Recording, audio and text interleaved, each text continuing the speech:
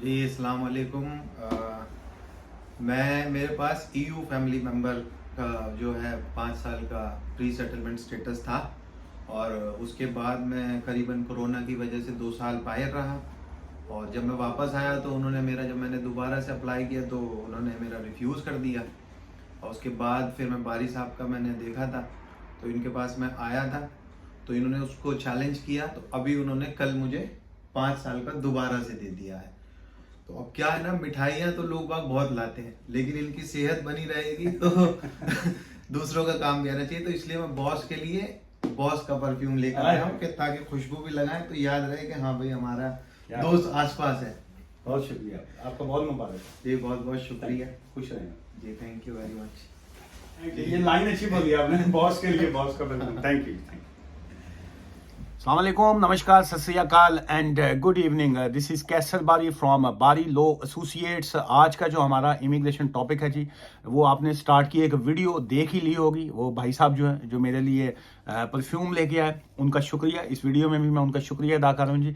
और आज का हमारा टॉपिक जो है वो भी इसी से रिलेटेड है कि ये जो प्री सेटलमेंट जो है वो क्या है, ईयू सेटलमेंट जो है वो क्या है, और इस वक्त आफ्टर ब्रेग्जिट जो है ईयू सेटलमेंट के हवाले से आपके क्या राइट्स हैं। इस वक्त जो करंट सिनेरियो जा रहा है वहाँ पे आपके ईयू सेटलमेंट प्री सेटलमेंट वालों के क्या राइट्स हैं, और आफ्टर ये जो 1 अप्रैल के बाद जो कानून नया आएगा वहाँ पे जो है उनके क्या राइट्स रह जाएंगे। सो बड़ा कॉम्प्लिकेटेड सा ये सब्जेक्ट है, लेकिन I will try my level best कि मैं आपको एक्सप्लेन कर पाऊँ, चूँकि बहुत से लोग जो हैं स्टिल दे आर कन्फ्यूज्ड के चूँकि ब्रेग्जिट हो चुका हुआ है और अभी भी बहुत से लोग जो हैं वो अपनी ईयू फैमिली परमिट की एप्लीकेशन डालना चाह रहे होते हैं। बहुत से लोग अभी भी अपने फैमिलीज़ को, पेरेंट्स को, अपने बहन भाइयों को जो है वो ईयू लॉ के अंडर जो है वो यहाँ पे यूके में लाना चाह रहे होते हैं। सो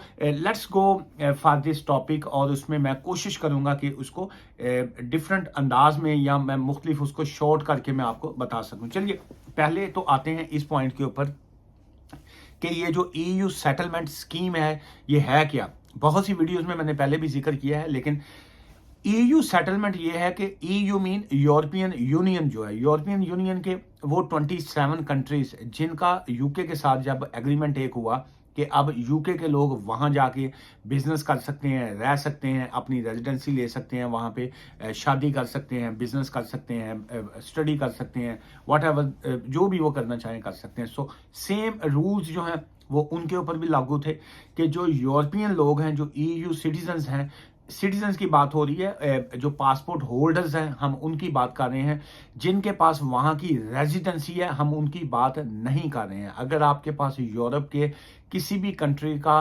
रेजिडेंस परमिट है तो देन जो है आप इसमें फॉल नहीं करते हैं। हम सब बात कर रहे हैं जिनके पास वहाँ का पासपोर्ट होता है। सो एक एग्रीमेंट हुआ कि यूरोपियन लोग यूके में आके भी ऑब्वियसली रह सकते हैं, या वो यूरोपियन पासपोर्ट होल्डर अगर किसी भी थर्ड पार्टी, थर्ड कंट्री के किसी भी सिटीजन से शादी करते हैं, लेट्स से इंडियन से कर ली, पाकिस्तानी से कर ली, नेपाली से कर ली, बंगाली से कर ली, किसी से भी कर ली अगर शादी, चूंकि वो उनके पार्टनर आ जाते हैं, चूंकि वो उनके फैमिली के अंडर आ जाते हैं, तो वो उनको भी राइट्स हैं कि वो यूके में आके अपनी जो लाइफ को जो है वो एस्टेब्लिश कर सकते हैं और वो यूके में आके रह सकते हैं। ये तो आ जाता है उनकी फैमिली परमिट के हवाले से। लेकिन इसी के साथ साथ उन्होंने इसको थोड़ा सा और एक्सपेंड कर दिया, जिसको उन्होंने एक्सटेंडेड फैमिली मेंबर्स का जो है वो नाम दिया गया। एक्सटेंडेड फैमिली मेंबर्स का मैं इस तरीके से एक्सप्लेन कर देता हूँ। मैं एक पाकिस्तानी हूँ या मैं एक इंडियन हूँ, मैंने शादी की रोमानियन पासपोर्ट होल्डर से, मैंने शादी कर ली पॉलिश पासपोर्ट होल्डर से, जर्मन से, स्पेनिश से, नॉर्वे से, किसी भी कंट्री के जो पासपोर्ट होल्डर जो मोहतरमा थी मैंने उनके साथ शादी कर ली। क्या बात है जी, जिंदाबाद।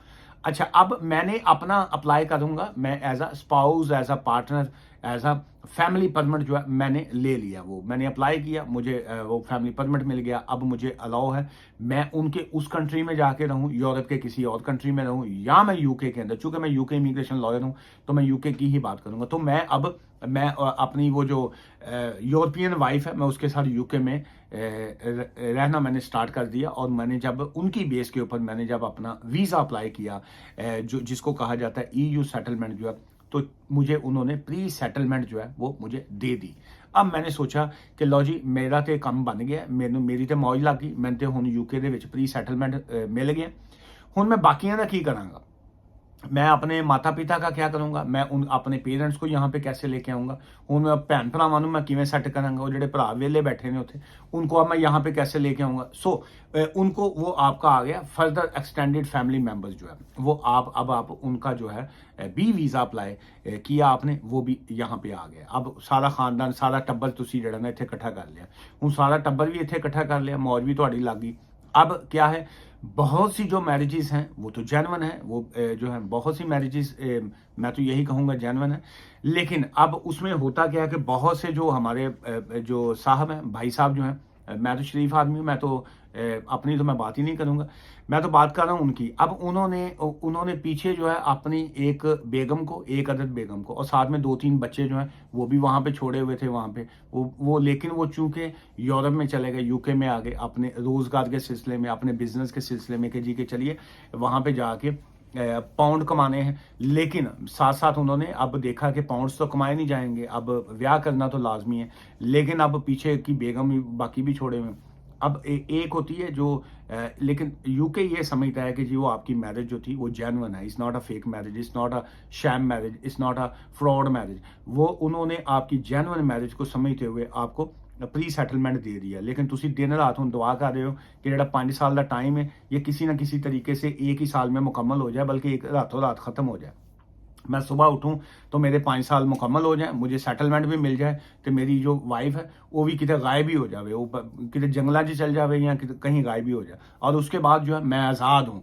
मैं जब जो ही मैं आज़ाद हूँ तो मैं जो अपनी असली वाइफ जो मैं उसको वहाँ पे छोड़ के आया हूँ, मैं अब उसको भी बुलवाऊंगा। जो मेरे असली बच्चे हैं मैं अब उनको भी लेके आऊँगा। वैसे तो यहाँ पे तो कई लोग ऐसे हैं जिन्होंने उस औरत के साथ भी शादी कर ली जो जिसके बच्चे जो थे वो अपने उनके यूरोपियन के साथ थे या बाकी थे, तो वो उनको भी सिखाते थे कि मैंने अब्बा जी कहे। सो ताकि वो अब्बा जी कहेंगे, पापा जी कहेंगे या डैडी जी कहेंगे, तो उसी की बेस के ऊपर उन्होंने वीज़ा लेना है और मेरी वाइफ भी खुश रहेगी। वाह जी वाह, ये तो असली प्यो तो भी ज़्यादा अच्छा है, देसी घ्यो वाला अब है तो ज़्यादा असली है, ये सारा ठीक है सारा। अच्छा, अब वो क्या है कि टेक्निकली तौर पे अब होम ऑफिस इन सारी चीज़ों को, ये हमारी सारी कारस्तानियों को समझता है, जानता है। उसकी वजह ये है कि वहाँ पे अब मेजॉरिटी जो है वो अपने ही देसियों की काम कर रही है। तो सारे ये हेर हरबे जो हैं, ये सारे जो उल्टे सीधे काम हैं, ये उन्होंने लंच टाइम में, नाश्ते में, जो आफ्टरनून टाइम है, बाहर जो स्मोकिंग टाइम होता है, वहाँ पे इन्होंने अपने पोल खोल दिए हुए हैं। अपने वो कहते जिन्हों अपना मारेगा तो छावे ही सुटेगा, लेकिन ये यूके में जिन्हों अपना मारता है, जो ऐसी जगह से सुटता है, छावे तो सुट ही नहीं सकता, बल्कि छावे सुटना इतने नुकसान है। यहाँ पे छाएँ जो होती है ना, छाँव, वहाँ पे ठंड बहुत होती है, तो वहाँ पे अगर आप फेंकेंगे किसी को तो वो ज़्यादा हो ठंड ना मर जाएगा। सो अब ये है कि वो समझते हैं सारी कारस्तानियों को। अब हो क्या रहा है उसमें कि जो लोग जिनका प्री सेटलमेंट का टाइम ख़त्म होने को आ रहा है, या जो वो उन्होंने उनका रिलेशनशिप जो है वो एंडेड है, या रिलेशनशिप, देखिए एक होता है कानून, एक होता है आप उस कानून को आगे उनको किस तरीके से एक्सप्लेन करें। ये एक बड़ा इंपॉर्टेंट पॉइंट होता है। आपने कानून को फॉलो करना है, आप कानून को तोड़ेंगे तो वो आपको तोड़ेंगे। सो सिंपल सी बात ये है। सो बहुत सी चीज़ें होती हैं जो इलीगल भी होती हैं, लेकिन अगर आपने उनको प्रूव कर दिए लीगल तरीके से है, सो ऑब्वियसली दे नो के व्हाट्स गोइंग ऑन, लेकिन वो ऑब्वियसली कर कुछ नहीं सकते। मैरिजेज जो है वो उनको पता चल जाता है कि जी के एक बंदा अजीब जिहा जो ये सिचुएशन में है, अजीब सी सिचुएशन है उसकी, लेकिन साथ साथ जो है यूरोपियन उसकी वाइफ है, बीवी भी हो जड़ी हथ लाया मैली होवे। सो वो बास बंदे ना कई आ जाते हैं ऑफिस में ना, मैं अगली बात करने से पहले एक छोटा सा सुना दूँ। कई यूरोपियन तो लड़कियां बहुत ही खूबसूरत, मतलब क्या पर्सनैलिटी, बंदा एक दफ़ा वेखदा है तो बंदा जड़ा ना एवं वेखदा ही रह जाता। अच्छा, अब जो साथ बंदा आया होता है वो बंदा दिल कर रहा होता है चपेड़ा मारे बंदा जड़ा, लेकिन वो अब पता चलता है कि जी ये यूरोपियन जो है ये इसकी बेगम भी है, लेकिन पता नहीं असली बेगम है या की। कई लोग तो साढ़े नाल भी ड्रामा कर जाते ना, दसते नहीं, कहते जी सच्चा इश्क होया जी। अच्छा, एनीवेज अब होता क्या है कि अगर तो आपके 5 साल मुकम्मल हो गए, आफ्टर 5 ईयर्स जो है आपने सेटलमेंट के लिए अप्लाई करना है। So when you apply for a settlement, आपको अपनी वो जो वाइफ जिसके साथ आपने 5 ईयर्स का रिलेशनशिप आपने रखा था, जिसकी बेस के ऊपर आपने वो वीज़ा लिया है, जिसकी बेस के ऊपर आपने प्री सेटलमेंट दी है, आपको उसका एक डिक्लेरेशन जो होता है, एक कंसेंट फॉर्म जो होता है, वो आपने देना लाजमी है। ये बहुत से लोगों के माइंड में ये है कि नहीं जी ऐसी 5 साल मुकम्मल हो गए तो सानू कुछ नहीं चाहिए। सो जब उनका टाइम मुकम्मल होगा, जब वो अप्लाई करेंगे, so then they will face the all situation जो है उनको फेस करनी पड़ेगी। क्या है, सेम ऐसे ही जब आपके एक्सटेंडेड फैमिली मेंबर्स हैं, अब्बा जी हैं, चाचा जी हैं, जो भी आपको जिनको भी आपने वीज़ा दिलवाया, उनको भी वो सारी चीज़ें फेस करनी पड़ेंगी। हाँ, यहाँ पे एक क्लॉज एक पीछे आ जाती है। अगर आपकी बीवी जो है, वाइफ जो है, वो आपको छोड़ गई, वो एक पहले किसी वीडियो में मैंने पंजाबी में कहा था, तो वो काफ़ी लोगों ने उसका बड़ा एंजॉय किया था। अक्सर क्लाइंट्स जब आए ना ऑफिस में, तो वो कहते हैं जी वो लाइन जरा दोबारा आप बोल दीजिए। वो था जी, अगर ਤੁਹਾਡੀ बीवी ਤੁਹਾਨੂੰ ਛੱਡ गई है, नस गई है, भज गई है, ਤੁਸੀਂ ਸਵੇਰੇ ਉੱਠੇ ਹੋ ਤੇ ਇੱਕ ਪਰਚੀ ਛੱਡ ਗਈ ਹੈ ਕਿ ਜਿਹੜਾ ਨਾ ਹੁਣ ਬਾਏ ਬਾਏ, ਤੇ ਉਹ ਦਹੀਂ ਕਈ ਬੀਵੀਆਂ ਜਿਹੜੀਆਂ ਨਾ, ਇੱਕ वो है ना कि जी वो बीयर ਲੈਣ ਗਈਆਂ ਤੇ ਬਾਅਦ ਚੋਂ वापस ही नहीं आईਆਂ। सो अगर वो इस तरह की सिचुएशन हो चुकी है, तो फिर आपको वेट नहीं करना चाहिए। It doesn't make any difference कि जी कि आप 5 ईयर्स तक वेट करें। अगर आप 5 साल तक वेट करेंगे, so you will face that consequence as soon as possible. वो चली गई है जिस वक्त, वो दौड़ गई है, नस गई है, भज गई है, चली गई है, वॉक करके गई है, मोटरसाइकिल पे बैठ के चली गई, टांगे से चली गई है, वो जो है प्लेन में बैठ के चली गई, इमीडिएट बेसिस के ऊपर। इमीडिएट का मतलब है फौरी तौर पे आप होम ऑफिस को इन्फॉर्म कीजिए कि सरकार, मेरी जो बेगम थी जी वो तो चली गई है जी, अब मेरा क्या करेंगे आप। वो फिर वो पूछेंगे तेरा क्या होगा कालिया, वो वाला काम होगा। सो अगर ऐसी सिचुएशन है and if your relationship is for 3 years जो है, अगर आप 3 साल से उनके साथ थे, और तो फिर तो आपका रिटेन्ड राइट ऑफ रेजिडेंस का जो है वो आपका हक बन गया। Then you can apply for under the European Union law retained right of residence. तो वो आपको on the basis of that right जो है वो आपको वीज़ा जो है वो ग्रांट करेंगे। दैट विल बी इंडिपेंडेंट जो है। 5 साल तब भी आपको मुकम्मल करने होंगे, लेकिन वो जो पहला आपने जो टाइम गुजारा होता है वो आपका काउंट होता है। और देन आफ्टर 5 ईयर्स जो है वो आप सेटलमेंट के लिए अप्लाई करते हैं। At the time of settlement जब वो आपसे पूछते हैं, सरकार आपकी बेगम कहाँ गई, where is your wife, Romanian बेगम जो थी वो कहाँ गई, आपने जिसके साथ आपने साइप्रस में शादी की थी। फिर आप उनको बताएंगे, जनाब अली वो तो मैंने आपको 2 साल पहले बता दिया था कि वो तो घर से दही लेने गई और उसके बाद वो वापस ही नहीं आई। तो वो फिर वो कहेंगे हाँ जी जी हमने रिकॉर्ड चेक किया, आपने सचमुच में बताया हुआ था। फिर वो आपको इंडिपेंडेंट आपका सेटलमेंट जो है वो दे देंगे। फिर आप उसके बाद साथ ही आप कहेंगे, लें जी आफ्टर 6 मंथ, आफ्टर 1 ईयर मैंने ये अपने अब्बा जी को भी यहाँ पे बुलवा लिया था, अपनी मम्मी जी को भी यहाँ पे बुलवा लिया था, उन्होंने का की करना। वो कहते हैं जी चूंकि वो आपके साथ रहते हैं, उनकी कफालत आप कर रहे हैं, वो they are financially and emotionally dependent on you, so लें जी उनकी भी आप सेटलमेंट ले लीजिए। ये तो हो गया सारा।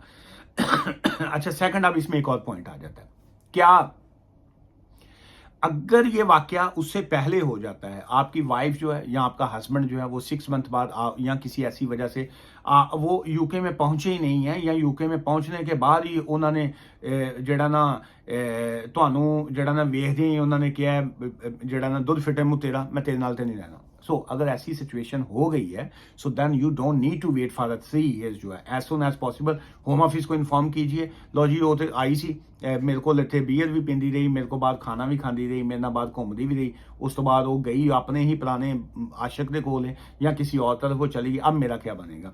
फिर वो कहेंगे अब तेरा क्या होगा कालिया। फिर आपने उनको बताना है कि मेरी जो वाइफ चली गई है, मेरा इसमें क्या कसूर है, या मेरे इसमें क्या कॉन्सिक्वेंसीज हैं, या मेरे इसमें क्या इश्यूज हैं। मैं यहाँ पे, मेरे पास नेशनल इंश्योरेंस नंबर है, मैं यहाँ पे काम कर रहा हूँ, मैं यहाँ पे टैक्स पे हूँ। आपने सारी सिचुएशन उनको बतानी है, लेट देम डिसाइड कि वो क्या करते हैं। ये 2 चीजें तो इसमें आ गई। अब हम आते हैं लास्ट के 2 पॉइंट्स की तरफ। क्या अगर आपकी सेटलमेंट हो गई है यहाँ पे, अब आपको जैसे भी आपके हालात है, आपको सेटलमेंट मिल गई, तो क्या अब आप सेटलमेंट के बाद जो है अब आपके ऊपर यूरोपियन लॉ चलेगा? Not at all. अब आपके ऊपर ब्रिटिश लॉ चलेगा। प्री सेटलमेंट के ऊपर तो आप अपनी पुरानी वो जो वाइफ आप पाकिस्तान में छोड़ के आए थे या इंडिया में छोड़ के आए हैं, आप उनको नहीं ला सकते हैं, ध्यान में रखिए। You need to wait for settlement. जो है बहुत से लोग मुझसे कंसल्टेशन बुक करते हैं, वो कहते हैं जी फलां ने किया जी एंज हो जाएगा एंज हो जाएगा। मैं कहा जी मैंने लोका नहीं है ना दसिया करो कि लोग आपको क्या कहते हैं, मुझसे तो वो बात करें जो मैं आपको बता रहा हूँ। जो लॉ है मैं तो लॉ बताऊंगा आपको। लॉ ये कहता है कि जब आपके पास सेटलमेंट हो जाती है, when you have a settlement status, तो after the getting settlement status जो है, देन आपके ऊपर अभी जो है, अभी यूके लॉ जो चल रहा है, ब्रिटिश लॉ जो चल रहा है, बिफोर 1 अप्रैल, ये जो नेक्स्ट ईयर से अभी लॉ में चेंजेस आ रही हैं, उससे पहले अगर आप अपनी वाइफ को लाना चाहेंगे, so then you need to prove for 18,600 जो है वो आपको साबित करना पड़ेगा कि आपके पास है। अगर आपके बच्चे हैं तो पहला बच्चा आपको पड़ेगा 3400 पाउंड में, 3400 पाउंड में। सेकंड बच्चा आपको पड़ेगा 2400 पाउंड में। थर्ड बच्चा आपको पड़ेगा 2200 पाउंड में। सो और चौथा बच्चा जो है वो by one get one free, वो भी 2200 पाउंड में ही पड़ेगा।